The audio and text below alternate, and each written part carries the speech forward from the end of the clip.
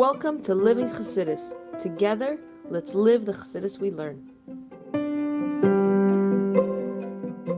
I want to welcome everybody. Give a quick introduction to Living Chassidus for anyone who doesn't yet know. Living Chassidus is an organization primarily based in Crown Heights, where we care for women. We originally started with Bali Tshuva that came after seminary, and they wanted to come to Crown Heights, find their zivug and work, and be in the Crown Heights community. And Baruch Hashem, we realized that Crown Heights is big. It's very big. And we decided to be there for them and just be that next level of community and that next level Chabad house. And once we opened our doors, people came coming. So we have the great schus of being the next step after seminary for many. And also now it's been 8 years. So many of our members got married and moved out, and I guess we call them alumni now. So we have the great schus of taking care of women post-seminary here in Crown Heights, but also thanks to Zoom, we're able to cater to everyone from all over. So welcome everybody. SAI, Systematic Avodah Initiative, is one of our main programs. This program is based on, or the concept behind the program is to do a bit of daily reading and really take it seriously. Just like the name of our organization, our goal is to live the chassidus that we learn.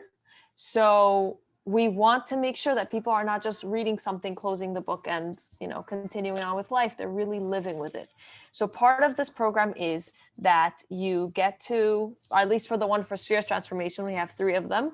So the one for this time of the year is that you do your daily reading of this incredible book by Simon Jacobson. It's called The Counting of the Omer, and you can you do your daily reading when you count. So a loving reminder for anyone who hasn't yet counted Sefira, now's a good time. And when you do your daily reading, there's questions, there's things to think about. We provide you with a journal, and in that journal, you answer, you put in all your work, whatever you're working on throughout these questions and throughout all the Sefires. And that journal stays between you and Hashem. You do not have to share with anybody. It is yours and private, and it's your personal work. But we trust you that you did your daily reading and that you did at least one journal entry per week. And when you do that, you earn a prize every 2 weeks when we have the amazing schus of having a farbrengen. So I want to wish a mazel tov for all of our prize winners for tonight. The prize we have is one of these laminated gem Rebbe pictures that fit in your wallet. I also personally use them as bookmarks. It's such a great bookmark. And as you'll see that our prizes first start fairly small, and then they build and build and build. Sometimes we give svarim, sets of svarim, we give jewelry, lots of good prizes coming up. So keep up your good work. And if you didn't get this quota, it's okay. Just keep on going. I want to wish a mazel tov to Ruta, to Ruta Cohen, Bracha Zerkin, Sarah Schwedelson, Ariel Zuckerman, Rachel Fenwick, Reza Malkahart, Yosefa Wood Eisenberg, Rachel Weisfish, Sima Dashevsky, Shelby Aronson, Chaya Matasav, Chana Simcha, Esther Citrin, Sarah Ram, Esther Malka Cohen. And if anybody else hasn't yet messaged me that you did your quota, please do so now. Now, that's SAI. Tonight's program, we would like to do in schus for Refuah Shlema for a few different people. Chana Freda Bas Alta Elka. She is one of my inspirations, and she was recently diagnosed. So she should have, and Mazel Tov Tadina Lapine. She should have a Refuah Shlema. Chana Rivka Bas Shendel, who is a young mother who is currently fighting for her life. She should have a Refuah Shlema. Henya Chaya Basmalka is also a young mother who's fighting for her life. She should have a Refuah Shlema. And we would like to also do tonight's event, Lilei Nishmas for Baruch Shner Zalman ben Avram Eliyahu. So with all of that, I want to give a huge thank you to Mrs. Goldie Plotkin. She is such an inspiration. I got to meet her a few years ago at the Kinnis, and it was just a breath of fresh air to find an inspiring woman who is she's a powerhouse, and she is one of my role models in life. So I hope one day I'll grow up to be as amazing as she is. I also want to share that I just found out today that her husband wrote a book. It seems like this is the latest. So I opened it and I skimmed it. I literally bought it today. I saw it and I said, wait a minute. So here it is. If anybody would like to go out and check it out, it seems like it's an incredible book. And her husband are on shluchas in Markham, I hope I'm saying that right, in Thornhill, Ontario. And she is also the director of Torah Tots Preschool. And she is an incredible speaker. You can find her talks on Chabad.org and many other places. So thank you so much, Goldie. We're so lucky to have you. Okay, wow, that was quite an introduction. Who's she talking about? So thank you, really, Michal, for inviting me again. Oh, okay, am I unmuted? Yeah. Okay. So first of all, thank you for mentioning my Zalmi's name. His yahrzeit was Lamed Nissan, which was 2 days ago, but today is his birthday. And he would have been 18 years old. He was born on Beis Iyar. And my son Zalmi was born with Down syndrome. And you can imagine, you're a child, special needs, caught us by surprise. But we kept thinking, Beis Iyar, Tiferes, SheBeTiferes. It can't get holier than that. It can't get more perfect than that. It can't get, and every time we went through struggles, we just kept telling ourselves, this is not your typical child. This is a very, very Halakha child born on Beis Iyar, Lechatchila Rebbe, and he lived his life like that. Maybe I'll talk a little bit about him. He was actually, I'm going to get a picture to show you because I need to show you how gorgeous he is. Hold on. So this is my Zalmi, and he was nifter 3 years ago. He was 15 years old. He went to sleep Motzei Shabbos and never woke up. And he passed away without any pain, just went to sleep peacefully. And if there was any kind of nechama for us, you know, his neshama came. And I'll tell you, you know, when you talk about role models in life, it's very interesting. But Broya in the Gemara was one of my role models. Ever since I started uncovering women in Jewish history, Broya really struck me. I just felt that she was a very, very feisty, smart, charismatic woman. And then there was a story that you must have heard, is how her 2 sons were nifter on Shabbos, and she covered them and left and closed the door and didn't say a word to her husband, Reb Meir. And after Shabbos, she says to her husband, "You're a big tzaddik, you'll know the answer. If someone gives you a loan and they come back to take it, are you supposed to give it back?" And he goes, "Of course, avada." So she says, the Eibishter loaned us 2 holy neshamas, and he came to Shabbos and took them back. And for some reason, you know, everybody finds something in our, whether a Rabbeim or something in the Chumash, something in Tanakh that resonates with you, because we're all different and our neshamas resonate different ways. Broya's story resonated with me. Now, this book that you just showed, Michal, so my husband, because he's a shliach, one of the things that shluchim are very busy with, unfortunately, is they're counseling a lot of people and helping a lot of people during Shiva houses. And every time my husband would go to a Shiva house, my husband would give him a book on, you know, how to deal during the days of Shiva and the year and the Shloshim. And they would sit and bombard him day after day, but tell us more about the neshama, tell us more about, you know, revival of the dead. You know, what if I miss my child? What if I miss my parent? How do I connect? Or when Mashiach comes, will I recognize them? And my husband felt so bad. Like every time he walked out, he was like, I wish I can give them something. And then 10 years ago, he decided I'm just gonna write the book. So based on Chassidus and Kabbalah and everything else, he wrote this book. It literally took him over 10 years. And it was almost completed like after Zalmi was nifter. And when we sat down with our children during Shiva, everything that my husband had written in that book was what helped our family. It just helped us with the mourning because he had researched this so much. He knew sources for everything. What does the Alter Rebbe say? What does Gemara say?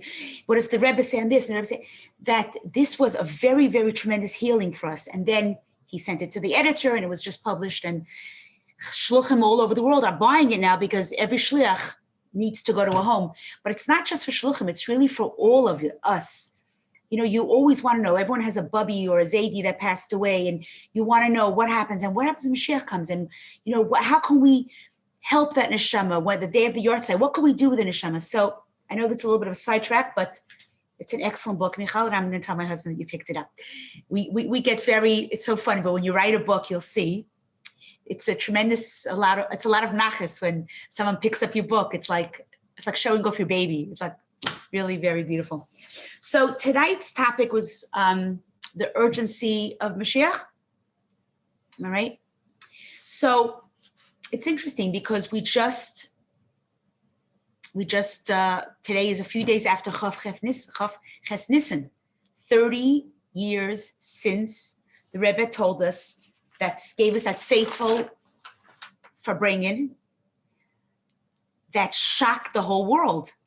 And I'm just going to read some of it in English, where the Rebbe says, how is it, okay, the recent emphasis on the imminence of redemption, especially at this time, arouses an incredulous question. How is it possible that notwithstanding all these aspects, we have not yet brought about the coming of our righteous Mashiach in actuality, a matter which is completely beyond comprehension?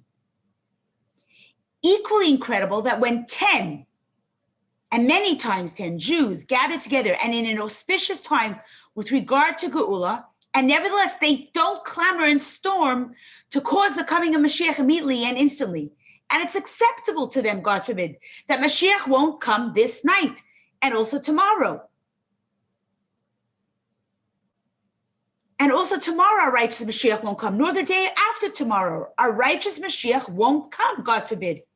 And then the Rebbe was crying and he said, also, when they do cry out Ad Masai, it's because they were told to do. Have you ever gone to something where they go, okay, everyone scream Ad Masai, everyone goes, Ad Masai, Ad Masai. That drives me bananas. What, Ad Masai? Someone has to beg you to cry for Mashiach? So the Rebbe was crying when he said these words. He said, if they would have meant it and requested it and cried sincerely, with absolute certainty, Mashiach would have already come.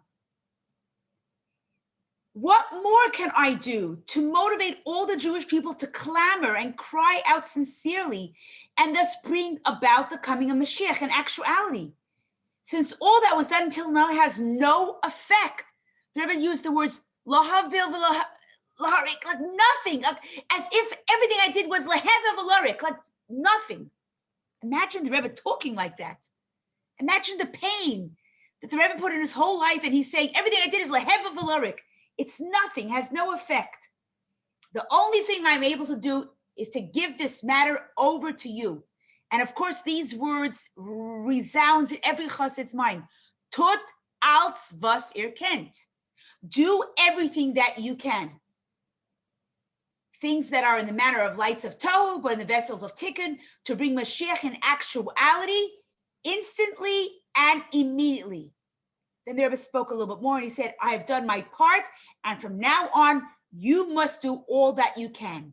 And then I want to conclude with this paragraph because it's very interesting. And may it be Hashem's will that will be among you 1, 2, 3 that will devise a plan, what to do, how to do it.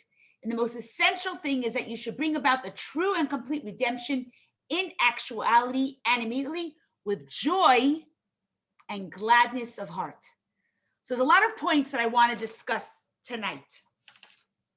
before I get to that, 10 years earlier, I was in 12th grade in Beis Rivka, and I was the GO president. Do they still have GO presidents in Beis Rivka High School? No? Maybe, okay.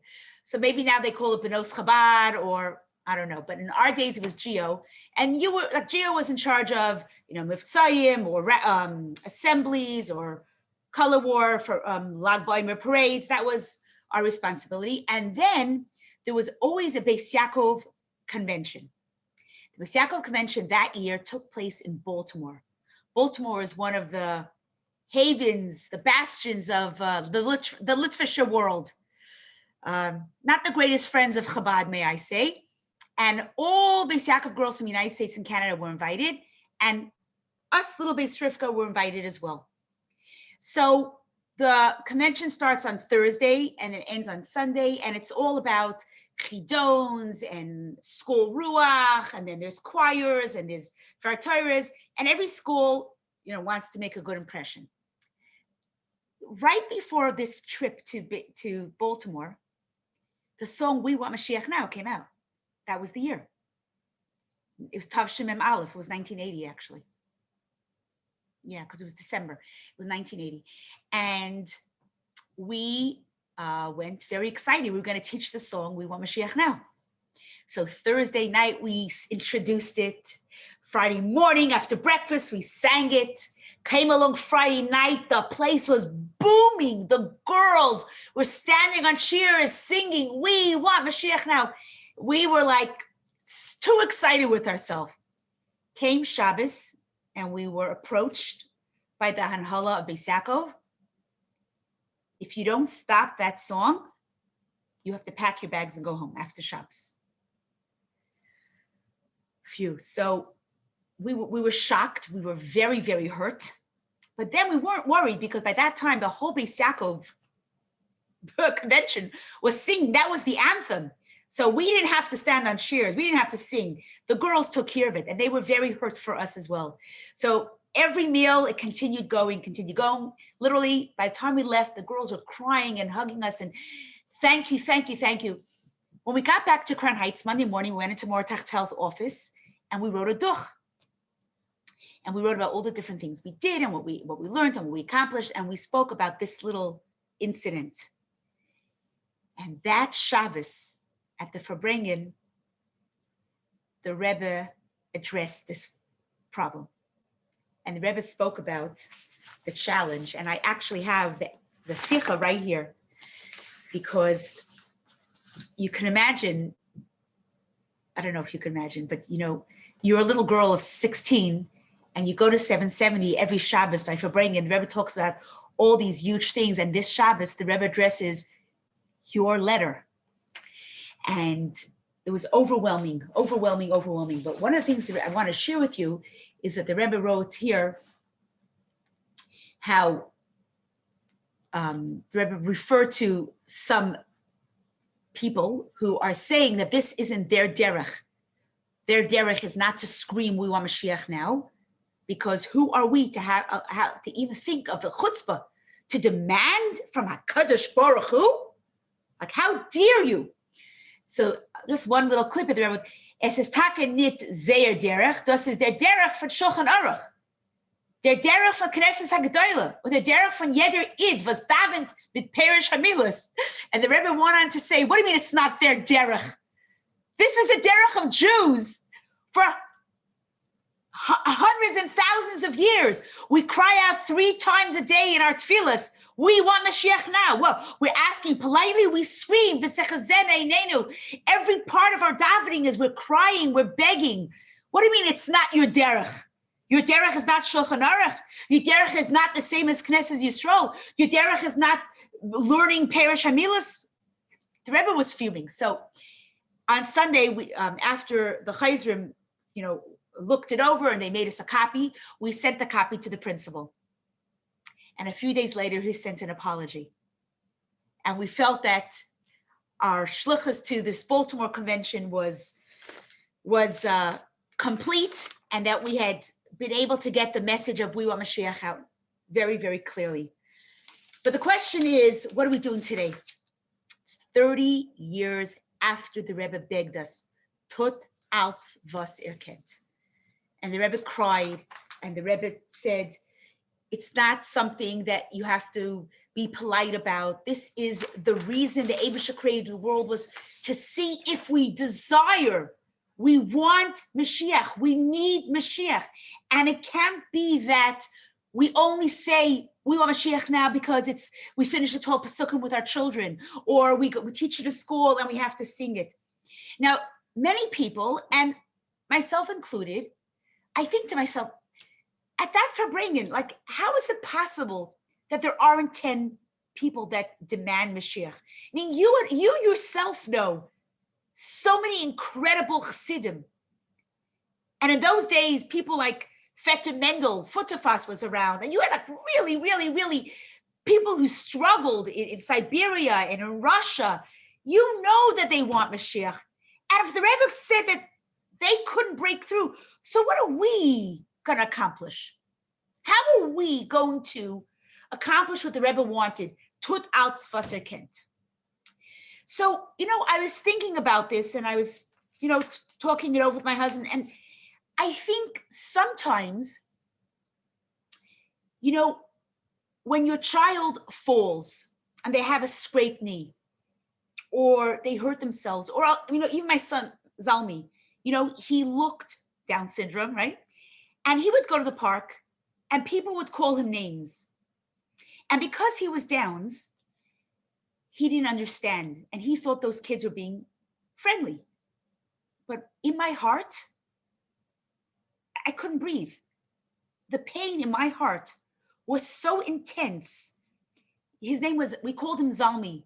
And I remember one specific episode in the park where I said, Zalmi, come down, slide, whatever. And some very obnoxious children who probably weren't educated very well by their parents started screaming, zombie, zombie, and laughing at him. And all I could think of is, number one, Baruch Hashem, he doesn't understand that they were poking fun at him. But the pain, as I tell it to you now, my heart is right now in pain. And if I wasn't holding myself back, I would burst out into tears. Why is that? They weren't calling me zombie, but it's my child. And when you love someone, when they're hurt, you're in pain. And when the Rebbe was crying at Masai, and the Rebbe was crying, I maybe don't appreciate so much what Mashiach is, but I love the Rebbe so much that if the Rebbe is in pain, if our Rebbe is in pain, and if our Rebbe is crying about Mashiach, then that's enough for me to be in this intense awareness that I want Mashiach just because my Rebbe lived his whole life for Mashiach. For those of you who read Rebbe Tzimchana's memoirs, she says from when he was a little boy, he dreamt and spoke about Mashiach. Now, you and I might think, well, every kid today speaks of Mashiach. 119 years ago, people weren't talking. The word Mashiach was not on people's lingo. The Rebbe was one that brought that. People were talking about Geulah, but the word Mashiach has become such a common word. That's the Rebbe's doing. So the Rebbe thought about this as a child. That was his goal. Imagine the Rebbe standing Chav Ches Nisan, and his life's goal just hasn't come to fruition, and he was giving it up to us. That pain should be enough for us to cry at Masai, to do als was ken. Maybe we don't understand all, sometimes when you hear someone go, oh, so many people are struggling now with Yana Machla, we need Mashiach.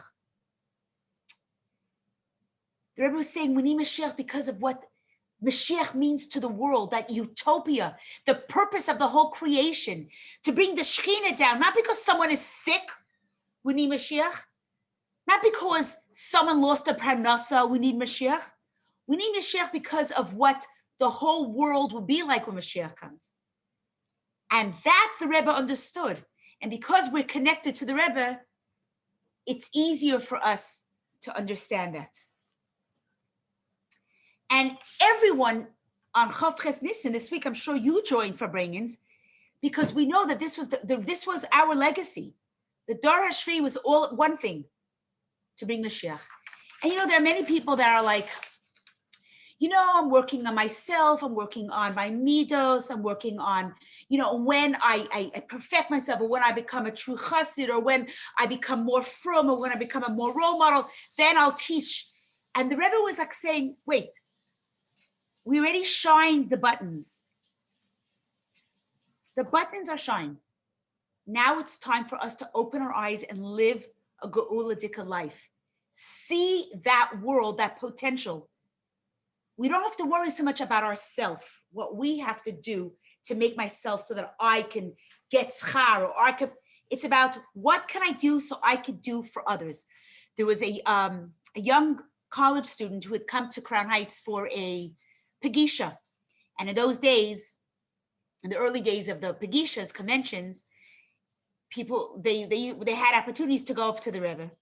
And this young college student had a private yechidus with the Rebbe. And the Rebbe said to him, I hope when you leave now this convention, you'll go back to college, you'll make sure to put on tefillin on all the students.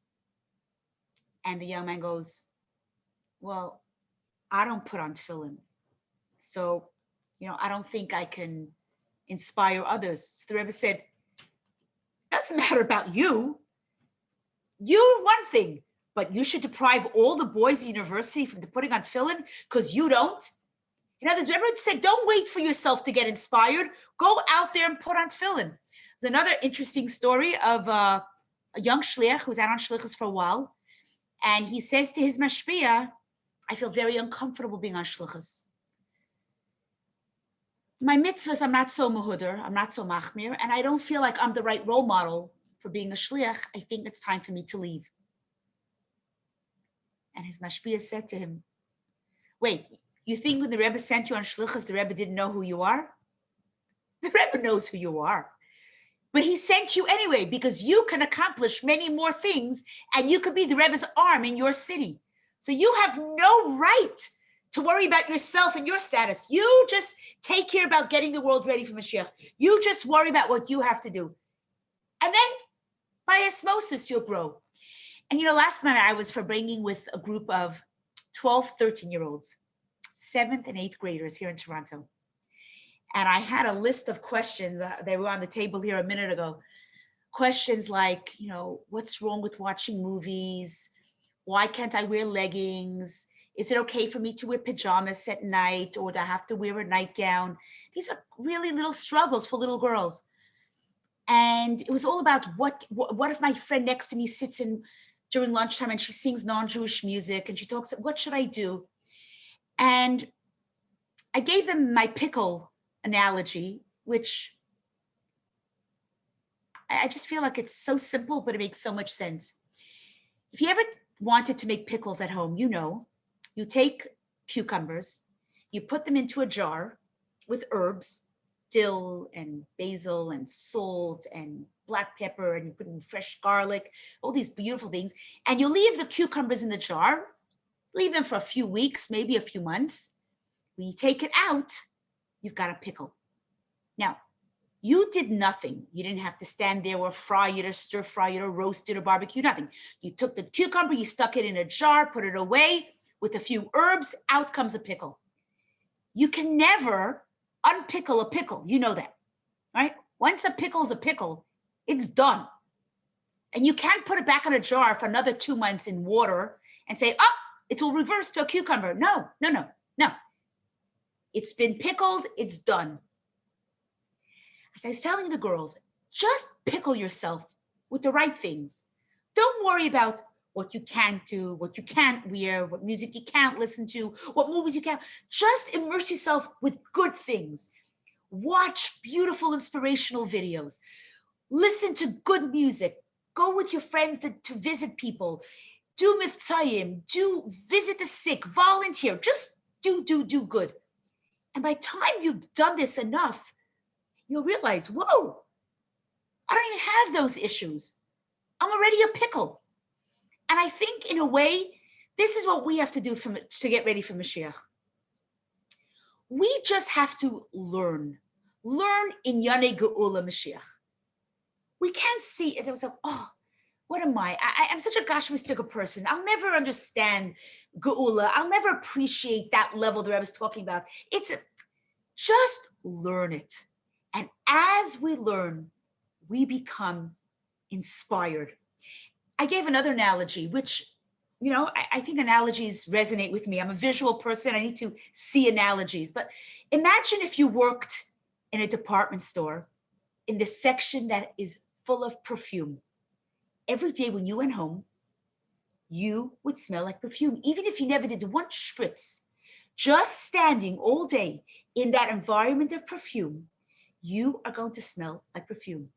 As opposed to a friend of yours who might work on a barn. She likes horses and she's busy in the barn and she's busy cleaning the horses and grooming the horses and emptying the trash and everything else that goes on with barn animals. She might come home and have to take a shower for an hour because of her odor. What you are immersed in affects you without you even having any kavanah. So when we learn and when we bring and when we just watch Gem and Living Torah, and it's just the words of the Rebbe and the Rebbe's words about Mashiach and the more of the Geulah, it just becomes part of who we are. And these are the words that come out. When I was in 10th grade, we were very fortunate to have Rabbi Majeski teach us Tanya. And that was the year, believe it or not, he had been teaching in a yeshiva. And that year he left yeshiva and became a full-time teacher in a girls' school. And I remember everyone saying, you are the luckiest. You have the Rabbi Majeski. He never taught girls and he's teaching you. And I fell in love with Tanya. I loved it. And then after I got married, I never had a good teacher like that.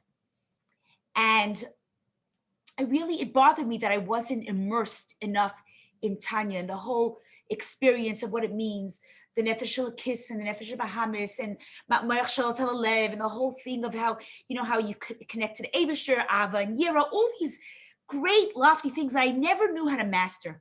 And then I decided I'm going to start giving a class to my women on Tanya. And I'm in my third year. We're up to Perek Mem Zayin. I mean, that to me is incredible. I never even opened it up except for saying chitas. And I find that everything I speak about now, Tanya comes out of my mouth. It's because we are immersed in it. And what we immerse in is what comes out. So I believe that one of the halatas that women today, and everyone, men, there was that 24-hour for bringing, what men and women today and Chassidim are doing is they are taking upon themselves to learn in Yanei, Mashiach, and Geulah. There are WhatsApps, there are lectures, there's nonstop on Mashiach. And I think once we do that, that becomes a practical way of taking the Rebbe's message and the Rebbe's tears and the Rebbe's desire and to give it out and say, Rebbe, I'm not on your level. And I'm definitely not on Feta Mendel Futufas's level or all these other Halakha, Seidas and Babas of those of us who are now on this Zoom, or some of our Mashpiyah and Mashpiyahs, but we can become connected ourselves. How? By immersing ourselves and doing things that will just take us to that space where we will be just desperate for Mashiach to come, because we will appreciate what does it mean to make a dir b'tachtainim. How do I bring the Shekhinah down into my life? What does it mean? And how the days of Mashiach will be such, it's not about, there'll be candies growing on the tree. Yeah, that's good for children. But for our level, it's just that the whole world will be covered with godliness. Imagine living a world where everywhere you go out, there's just nefesh kiss. Everybody's goodness and holiness exudes. Imagine such a world. I mean, you're saying Tehillim tonight, Michal, for so many young women. That is tragic. That is tragic. And how do we stem that? It's not just about, constantly saying Tehillim for the next sick person. It's about the Asay Tov, demanding enough that the Eibishter finally send us Mashiach. And because the Rebbe promised that we are the generation, we know the Rebbe won't let us down. I don't know how many of you know the story of Bunya Shway. It's one of my favorite stories.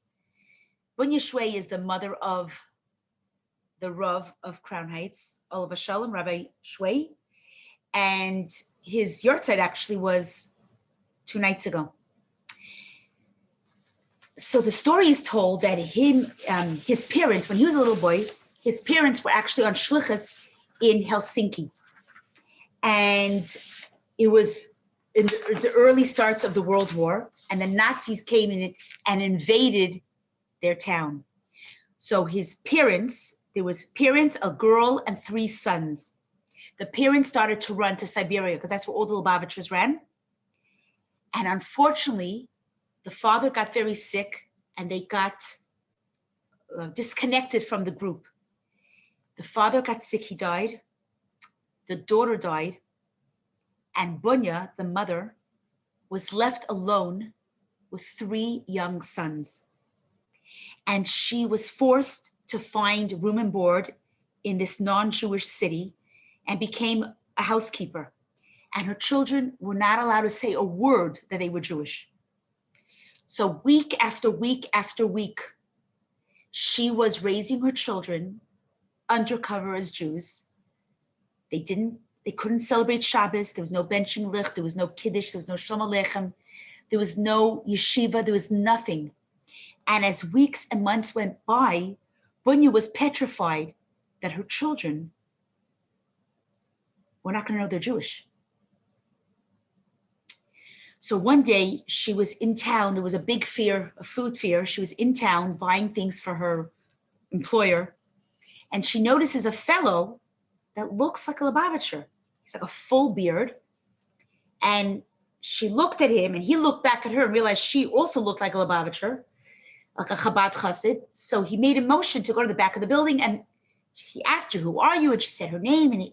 And she says, "Who are you?" And he says, "I live in Samarkand. That's where all the Lubavitchers are. Why don't you come?" She goes, "Look, I don't have money to take the train there and I don't have the right papers. And if I'm caught on the train, I could be thrown into jail with my children. But my goal is to get there." But she says, "My son, who's almost bar mitzvah, he needs to go to a yeshiva. Is it possible for you to take him with you?" And he goes, "I don't think so, because if your son doesn't have the papers and I get caught, I could be also thrown into prison, and that could be a life sentence." So she said, "But my son is tall and blonde. He looks like a non-Jew." So the next morning, she packed him up a little bag and she took him to the train and she said goodbye to her son. A year later, at the same fair, she bumps into this man again. And she quickly asks him to go to the back of the building. She says, "Tell me, how's my son?" He says, "Your son is a genius. He is doing incredible. And he is such a pride to the Jewish community there. He's learning so well." So she says, thank you so much. But I have my next son and he is losing everything about Yiddishkeit. Please take him." And the man goes, "I was really, really doing Mesiras Nefesh to take your oldest son. I'm so sorry, but I don't think I could take him." But the next morning when the train was leaving, Bunya was there. Shterna Sarah Shulevitz says this is her great grandmother. Amazing, Shterna Sarah. When I finish this story, I want you to, is that you, Shterna Sarah? Is your video on? Oh my gosh, that's incredible. So I hope I do justice to this story that blows me away. So what a schus, Shterna Sarah, what a schus. So she says, please take my second son. And the next morning, despite the man's refusal, she took her second son and with his little valise, she pushes him onto the train and she says to him, "I promise you, Geulah, I'm going to come back. I'm going to see you."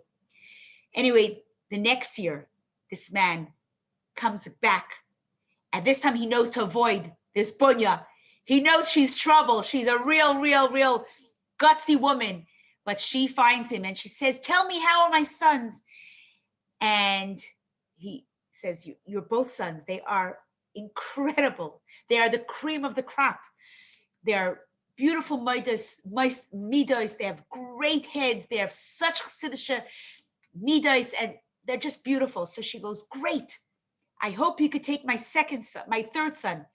He's a little boy, and he doesn't even remember. He doesn't remember Shabbos. He doesn't remember what it means to open a siddur. I'm begging you, please. And the man goes, no, I got into so much danger for your second son. I'm so sorry. I cannot take this son. But the next morning, when he was about to board the train,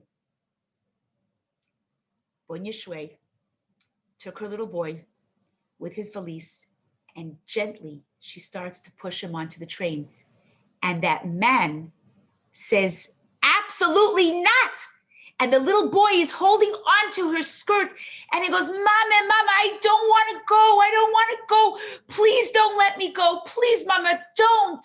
And the mother goes, but you have to, Geulah. You'll learn. You'll be with your brothers. I will come. I promise you. And as she said those words, the doors to the train closed, and her little boy was off to Samarkand. For the next few months, every single day, Bonya worked extra hours. She never even spent money on her own clothing. Her shoes had holes in them, but she was adamant to get the money, to get the papers, to get the passport, to get the ticket, and to make her way to Samarkand. She finally has the papers, and she's on the train. When they arrived to Samarkand, this is wartime, so there was chaos there. The train station, there was soldiers, and there was people that were ill, and there was starvation, there was sick people, and there was people losing, crying. It was a crazy time. And she knows that she can't ask anybody, where's the Samarkand yeshiva, because that would be a pretty bad giveaway. And she just figures she'll figure out how to find her son. And as she's walking, she hears screaming, Mama. And she says to herself, oh my gosh, I'm hallucinating. I think I hear my son screaming. I've totally gone berserk. And as she tries to walk towards the city, she hears more louder voice, Mama.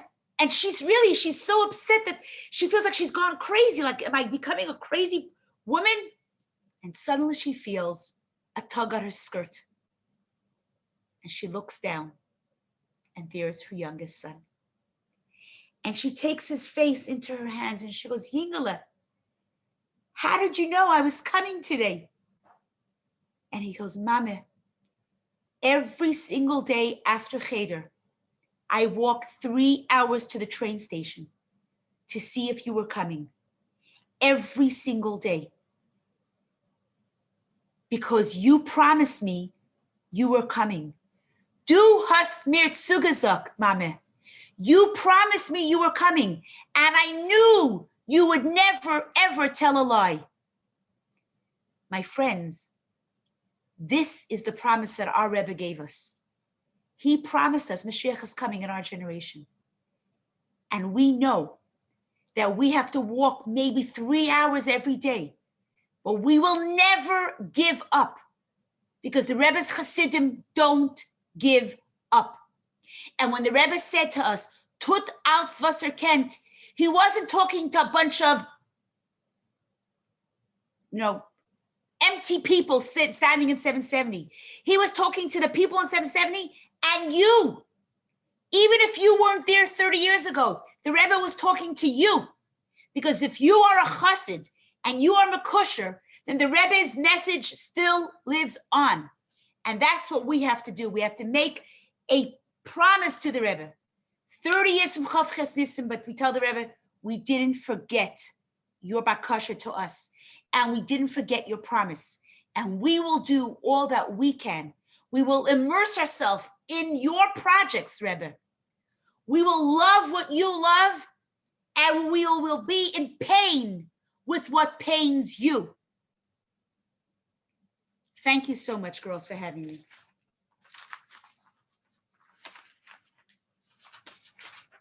Thank you so much. That was so incredible and so true to the core. I think that's the the beauty that we have to keep carrying this message alive.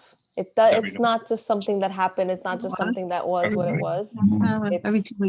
It's alive now. So thank you so much. I also wanted to share that I found these, also an incredible resource for really living with this chassidus, living with this concept of Mashiach. And our whole message, I for anyone who doesn't yet know, that our logo has glasses. Because when we learn this way, when we learn with such an oomph, as Goldie is speaking about, we really begin to see the world through Hashem's eyes. We begin to see the world through the revelation of Mashiach. We begin to see the world through Mashiach. So thank you so much.